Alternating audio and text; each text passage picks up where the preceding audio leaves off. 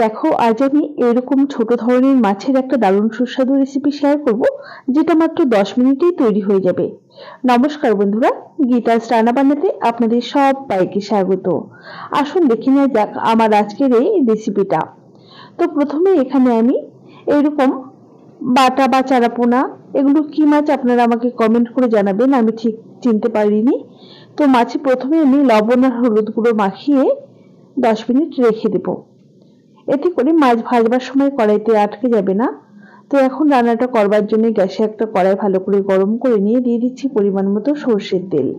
তেলটাকে খুব ভালোভাবে গরম করে কড়াইয়ের চারিধারে লাগিয়ে দিলাম। এখন নুন হলুদ দিয়ে ম্যারিনেট করে রাখা মাছগুলো একে একে দিয়ে দিচ্ছি। দেখুন, যেহেতু টাটকা মাছ, মাছগুলো দেওয়ার সাথে সাথে কিন্তু একটু বেঁকে গেছে।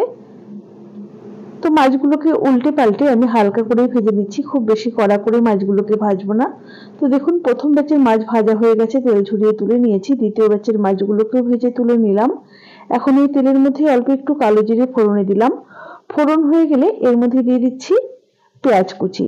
এখানে আমি দুটো মাঝারি সাইজের পেঁয়াজ কুচি ব্যবহার করেছি।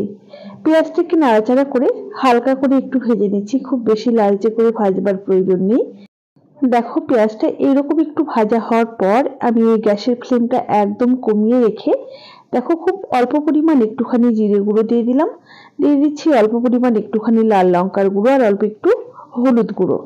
অল্প পরিমাণ কয়েক দানা চিনি দিয়ে দিলাম, এতে কিন্তু মিষ্টি হয়ে যাবে না, রান্নাতে স্বাদটা ব্যালেন্স হবে।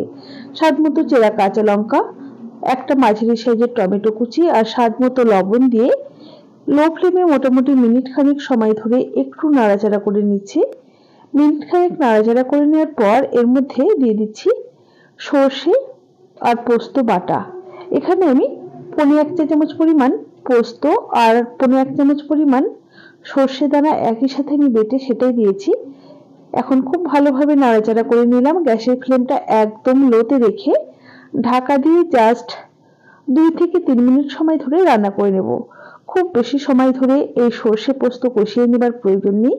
দেখুন, তেল ছেড়ে গেছে। এখন একটু নাড়াচাড়া করে নিচ্ছি আর দিয়ে দেব অল্প পরিমাণ জল। খুব বেশি জল কিন্তু দেওয়ার দরকার নেই, এটা কিন্তু একদম শুকনো শুকনো হবে, একটু মাখো মাখো হবে আর কি, খেতে কিন্তু দারুণ লাগবে। তবে আপনারা যদি গ্রেভিটা একটু বেশি রাখতে চান, জলের পরিমাণটা আরো একটু বাড়িয়ে দিতে পারেন। আপনি যদি আমার চ্যানেলের নতুন বন্ধু হয়ে থাকেন, তাহলে অবশ্যই পাশে থাকা বেল আইকন সমেত আমার চ্যানেলটিকে সাবস্ক্রাইব করে নেওয়ার অনুরোধ রইল। দেখুন, যখন ঝোলটা খুব ভালোভাবে ফুটে গেছে, তখন ভেজে রাখা মাছগুলো দিয়ে খুব ভালোভাবে নাড়াচাড়া করে নিচ্ছি। একদমই শুকনো হয়ে গেছিল বলে আমি এই পর্যায়ে একটুখানি জল অ্যাড করে দিয়েছিলাম, গরম জল। এখন ঢাকা দিয়ে জাস্ট মিনিট 5 লো ফ্লেমে রান্না করলাম। দেখুন, খুব সুন্দর কিন্তু মাখো মাখো তৈরি হয়েছে। এটা কিন্তু খুব একটা গ্রেভি রাখার দরকার নেই, এরকম অল্প গ্রেভি দিয়ে ভাত মেখে খেতে কিন্তু বেশ ভালো লাগবে।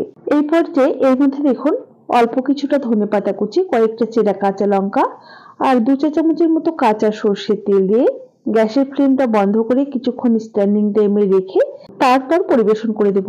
আমার এই মাছের রেসিপিটা আপনাদের কেমন লেগেছে অবশ্যই আমাকে কমেন্ট বক্সে কমেন্ট করে জানাতে ভুলবেন না যেন। ভালো লাগলে অবশ্যই একটি লাইক করবেন আর বন্ধুদের সাথে প্রচুর প্রচুর শেয়ার করবেন। তাহলে আজ এই পর্যন্তই। সকলে ভালো থাকবেন, সুস্থ থাকবেন। হাজির হয়ে যাব নতুন কোনো রেসিপি নিয়ে। ধন্যবাদ।